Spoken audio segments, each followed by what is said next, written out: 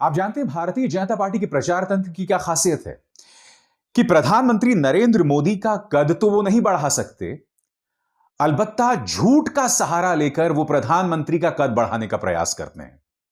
न सिर्फ झूठ का सहारा लेकर प्रधानमंत्री का कद बढ़ाने का प्रयास किया जाता है, बल्कि इससे पहले कि जो प्रधानमंत्री हुए हैं उन्हें झूठे तरीके से, भ्रामक तरीके से जलील करके वो प्रधानमंत्री का कद बढ़ाना चाहते हैं।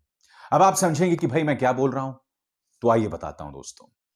ये तस्वीर देख रहे हैं, प्रधानमंत्री नरेंद्र मोदी जैसे कि आप जानते हैं वॉशिंगटन की यात्रा पर हैं और इस तस्वीर का सहारा लेके भारतीय जनता पार्टी सरकार का जो प्रचार तंत्र है, उनका जो आईटी सेल है, उनके तमाम मंत्री हैं, वो एक टूल किट के जरिए यह बतलाने का प्रयास कर रहे हैं कि देखिए आजाद भारत के इतिहास में एकमात्र प्रधानमंत्री जो हैं नरेंद्र मोदी हैं। और नरेंद्र मोदी एक ऐसे प्रधानमंत्री हैं जो फ्लाइट में बैठकर फाइल्स के साथ काम करते हैं। मुद्दा यह नहीं है, हकीकत क्या है मैं आपको बतलाना चाहता हूं। आपके स्क्रीन पर यह है पूर्व प्रधानमंत्री मनमोहन सिंह की तस्वीर। वो भी इसी तरह से एयर इंडिया वन में बैठकर जब वो विदेशों की यात्रा कर रहे थे, आप देखिए किस तरह से अपनी फाइल्स को खंगाल रहे हैं। और प्रधानमंत्री नरेंद्र मोदी ने भी जो किया वो कोई बहुत अचंभी बात नहीं की, कोई अजूबी बात नहीं की। हर प्रधानमंत्री यही करता है, मगर प्रचार तंत्र यह बतलाने का प्रयास कर रहा है कि सिर्फ मोदी जी ही हैं जो ऐसा करते हैं, कोई नहीं करता। आपने देखा साहब, मनमोहन भी यही कर रहे थे। अब देखिए स्वर्गीय लाल बहादुर शास्त्री, उनके साथ उनकी पत्नी बैठी हुई हैं, वो भी यही कर रहे हैं। मैं आपको ये तस्वीरें क्यों बतला रहा हूं, मैंने कार्यक्रम की शुरुआत में आपको क्या बताया, भ्रामक तरीके से प्रधानमंत्री नरेंद्र मोदी के बारे में प्रचार करना, क्योंकि आप लोग फैक्ट्स के जरिए, एक सकारात्मक संवाद के जरिए प्रधानमंत्री नरेंद्र मोदी का कद नहीं बढ़ा सकते। तो आप क्या करते हैं, यानी बीजेपी आईटी सेल क्या करता है कि झूठ बोलो, प्रचार करो, गलत प्रचार करो। यानी कि जो फलसफा ये लोग अख्तियार करते हैं, ये बिल्कुल वही है जैसे आज से कई सालों पहले प्रधानमंत्री ने अपनी चुनावी रैली में कहा था। सुनिए साहब। झूठ बोलो, बार बार झूठ बोलो, जो भी बोल सकते हैं सब झूठ बोलो, जहां भी बोल सकते हैं झूठ बोलो, जितनी बार बोल सकते हैं झूठ बोलो, किसी भी विषय पर बोलो तो सिर्फ और सिर्फ झूठ बोलो। एक ही काम, झूठ बोलो, झूठ बोलो, झूठ बोलो, बार बार बोलो, बार बार बोलो, बार बार बोलो। जी हां, झूठ बोलो, झूठ बोलो, बार बार झूठ बोलो। मैंने आपसे यह भी कहा कि एक टूल किट के सहारे मानो इन्होंने काम करना शुरू कर दिया। और मैं प्रमाणित करने के लिए आपको बताता हूं कि ऐसा लगता है कि बीजेपी आईटी सेल का जो मुखिया है अमित मालवीय, उनकी नौकरी सिर्फ ये 2 रुपल्ली ट्रोल नहीं करते हैं जिन्हें हर ट्वीट का 2 रुपया मिलता है। सरकार के जो मंत्री हैं, सम्मानित प्रवक्ता हैं, वो भी मानो एक टूल किट के जरिए काम कर रहे हैं, एक भाषा के जरिए। मैं आपको मिसाल देना चाहता हूं, आपकी स्क्रीन पर किरण रिजिजू का ट्वीट। उसी तरह से प्रधानमंत्री नरेंद्र मोदी की तस्वीर का सहारा देते हुए उन्होंने क्या ट्वीट किया है, very proud of India's prime minister Narendra Modi ji who has never taken a single leave and on duty all the time in the service of the nation. पढ़ा आपने साहब? अब यही भाषा पार्टी की प्रवक्ता शाइना एनसी कह रही हैं, very proud of our prime minister Narendra Modi ji who has never taken a single leave and on duty all the time in the service of the nation. दोनों की भाषा एक सी, ये दोनों पढ़े लिखे लोग हैं, ये चाहते तो अपने शब्दों में इस तस्वीर को बयां कर सकते थे। हालांकि प्रधानमंत्री नरेंद्र मोदी एकमात्र प्रधानमंत्री नहीं है जो इस तरह से एयरफोर्स वन में या एयर इंडिया वन में बैठकर काम करते हैं। आपने देखा दोनों की भाषाएं समान हैं। मानो अमित मालवीय ने फोन किया होगा कि भैया रिजिजू जी, शाइना जी ये ट्वीट कर दीजिए। ये चाहते तो थोड़ी मेहनत करते, अपने शब्दों के जरिए इस तस्वीर को बयां करते। बेशक वो भ्रामक ही प्रचार क्यों ना कर रहे हो, जैसे कि मैंने आपको बताया, क्योंकि सिर्फ प्रधानमंत्री नहीं, फिर से देखिए लाल बहादुर शास्त्री, पूर्व प्रधानमंत्री मनमोहन सिंह, उनकी भी तस्वीर देखिए आप। वो लोग भी एयर इंडिया वन में काम किया करते थे। मगर आज मैं कुछ और मुद्दा उठाना चाहता हूं दोस्तों। मुद्दा यह नहीं है कि प्रधानमंत्री नरेंद्र मोदी जो हैं वो अपनी फाइलों के साथ एयर इंडिया वन में भी काम कर रहे हैं, नहीं, यह मुद्दा नहीं है। मैं आपको बताता हूं क्या है। मैंने 2 प्रधानमंत्रियों के साथ विदेश यात्राएं की हैं। कौन से 2 प्रधानमंत्री? एक स्वर्गीय अटल बिहारी वाजपेयी और दूसरे पूर्व प्रधानमंत्री मनमोहन सिंह। जब भी ये विदेश यात्रा पर जाते थे और जब वो वापस आ रहे होते थे, तब वो पत्रकारों के सामने बैठकर उनके सवालों के जवाब देते थे। प्रधानमंत्री नरेंद्र मोदी एक ऐसे प्रधानमंत्री जिन्हें विदेश भ्रमण का बहुत शौक है। ठीक है, एक जमाना ऐसा था कोरोना से पहले कि वो देश में जितना वक्त बिताते थे उतना ही वक्त विदेशी यात्राओं में बिताते थे। जब प्रधानमंत्री इतनी विदेशी यात्राओं पर जाते हैं, तो वो एयर इंडिया वन में पत्रकारों के सामने पत्रकार सम्मेलन, प्रेस कॉन्फ्रेंस क्यों नहीं करते? क्योंकि इसका आसान सा जवाब है, जैसे ही प्रधानमंत्री नरेंद्र मोदी प्रधानमंत्री बने, उन्होंने सबसे पहला काम क्या किया कि एयर इंडिया वन में जो पत्रकार उनके साथ जाया करते थे, वो सिस्टम ही खत्म कर दिया। यानी कि अब प्रधानमंत्री के विमान में पत्रकार साथ नहीं जाते हैं। और क्यों नहीं जाते मैं आपको बताता हूं।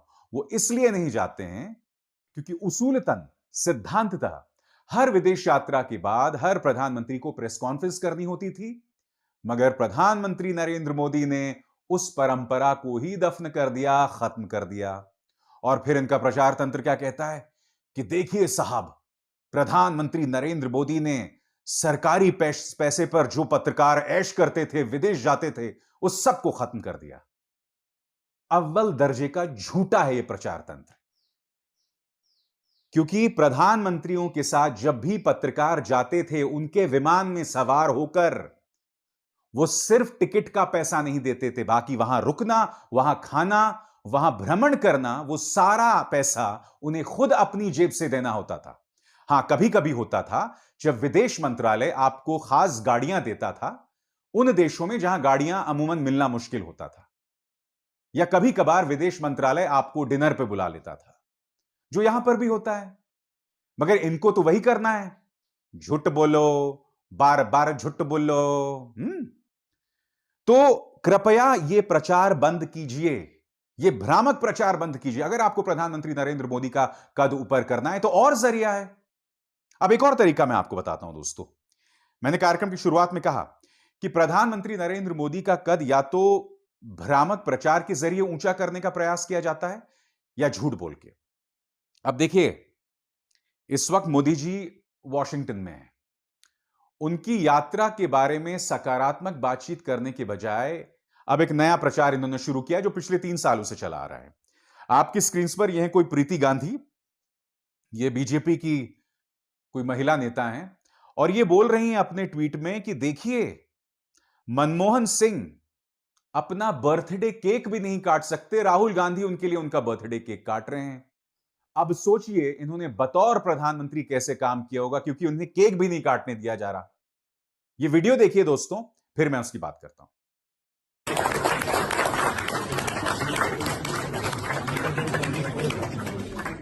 देखा आपने वीडियो?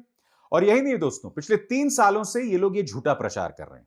ऑल्ट न्यूज ने बहुत अच्छी पड़ताल की है और इन्होंने बाकायदे एक आर्टिकल लिखा है जिसे पूजा चौधरी ने लिखा है, और इसमें उन्होंने बताया कि पिछले 3 सालों से ये वीडियो बताकर कि पूर्व प्रधानमंत्री मनमोहन सिंह के जन्मदिन पर उनका बर्थडे केक उन्हें नहीं काटने दिया जा रहा, उसे भी राहुल गांधी काट रहे हैं, यह बतलाकर ये लोग ये झूठा प्रचार कर रहे हैं। आपके सामने कुछ मिसालें। ये कोई हिंदू राजेश परिहार हैं, वो भी यही बात कर रहे हैं, देख रहे हैं आप। उसके बाद आप थोड़ा नीचे आइए साहब, ये कोई ऋषि बकरी हैं, ऋषि बकरी, वो भी वही झूठ बोल रहे हैं कि Manmohan Singh is not even free to cut his cake. फिर कोई ये वैद्या हैं, Manmohan Singh doesn't have the authority to cut his own birthday cake before Rahul Gandhi leads his hand, imagine how he ran the government for 10 years। ठीक है, इसी तरह से कोई फेसबुक पर ग्रुप है, वो भी यही कर रहे हैं। फिर ये बकरी जी फिर आ गए, गांधी परिवार को इनको अपना केक तक नहीं काटने देते, सरकार क्या खाक चलाने देंगे। अब मैं आपको हकीकत बताता हूं।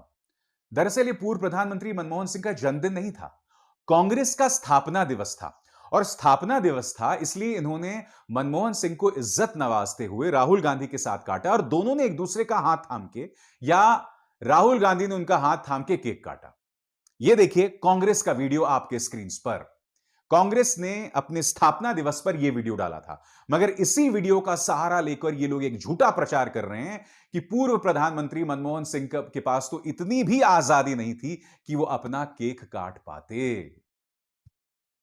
दोस्तों मैं आपको एक बात बताता हूं, जब मनमोहन सिंह प्राइम मिनिस्टर थे, तो बतौर पत्रकार मैंने उनकी खासी आलोचना की थी, क्योंकि देखिए उस दौरान भी खासकर यूपीए 2 में पॉलिसी पैरालिसिस था। नीतियों के स्तर पर काम करना बंद हो गया था। मगर जब हम उस वक्त का दौर देखते हैं तो हमें पता चलता है कि भैया उस वक्त का दौर आज के दौर के मुकाबले तो अच्छे दिन था।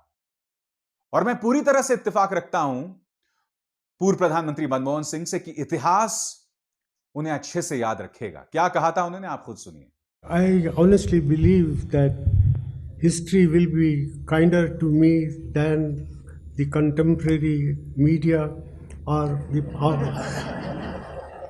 or for that matter the opposition parties in parliament. मैं फिर बता रहा हूं, या तो भारतीय जनता पार्टी के पास पूर्व प्रधानमंत्री मनमोहन सिंह की बुद्धिमत्ता हो, उनकी सोच हो, क्योंकि हम ये ना भूलें ये आईटी सेल के गुर्गे, इनमें से कई लोग मल्टीनेशनल कंपनीज में काम करते थे।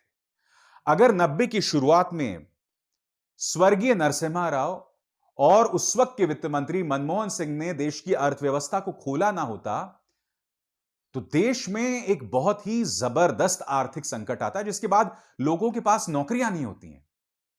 क्योंकि आजकल क्या हो रहा है कि आज भी नौकरी को लेकर बहुत खराब हालात हैं। आप जानते हैं कि पिछले 50 सालों में इस वक्त जो है, बेरोजगारी को लेकर इतनी खराब समस्या नहीं हुई है। मगर इस सरकार के पास उसका एक समाधान है। क्या समाधान है? इन्होंने न्यूज चैनल्स के जरिए बाकायदा एक जहर का प्रचार प्रसार किया कि भाई किस तरह से बेचारा हिंदू जो है वो खतरे में है, मुसलमान उस पर अत्याचार कर रहा है, अगर मोदी जी चले गए तो मुगलों का राज हो जाएगा। मैं फिर दोहरा दूं, अरे भाई वो मुगल मर खप गए आज से 400-500 साल पहले। आपको अपने गिरेबान में झांकना है। आपको यह देखना है कि जो आपके वैचारिक पूर्वज थे, उन्होंने कैसा योगदान दिया देश के स्वतंत्रता संग्राम में। आरएसएस ने क्या किया था? भारत छोड़ो आंदोलन में आरएसएस शरीक नहीं हुआ था, वो मुस्लिम लीग के साथ खड़ा था। श्यामा प्रसाद मुखर्जी, उन्होंने अंग्रेजों को बाकायदा लिखकर कहा था, क्या लिखकर कहा था? कि हम भारत छोड़ो आंदोलन में शरीक नहीं होंगे। फिर आरएसएस ने अपने मुख्यालय में 52 साल तक तिरंगा ही नहीं फहराया। यही नहीं, मेरे ख्याल से साल 2002 की बात है, 3 लोग नागपुर स्थित आरएसएस मुख्यालय में घुस गए थे और उन्होंने तिरंगा फहराने का प्रयास किया था। आरएसएस ने उन्हें गिरफ्तार कराने का प्रयास किया और फिर उन पर केस कर दिया। तो आप अपना इतिहास ना भूलें, मुगलों को भूल जाएं। अब मुगल वापस नहीं आने वाले। हां, आपको अपनी नौकरी बचानी है, आपको अपनी गद्दी बचानी है, और गद्दी बचाने के लिए आपको लगता है कि देश के हिंदू को हम मूर्ख बना सकते हैं। यह तो खैर वक्त आएगा और देश के हिंदू को इसका जवाब देना पड़ेगा कि देश के हिंदू को कितने वक्त तक और कब तक मूर्ख बनाया जाता है, धर्म के नाम पर, धर्म के धतूरे को चटाकर, समाज में जहर का प्रचार प्रसार करके, अपने गोती मीडिया के जरिए। ये तमाम बातें तथ्यों पर आधारित मैं आपके सामने रख रहा हूं,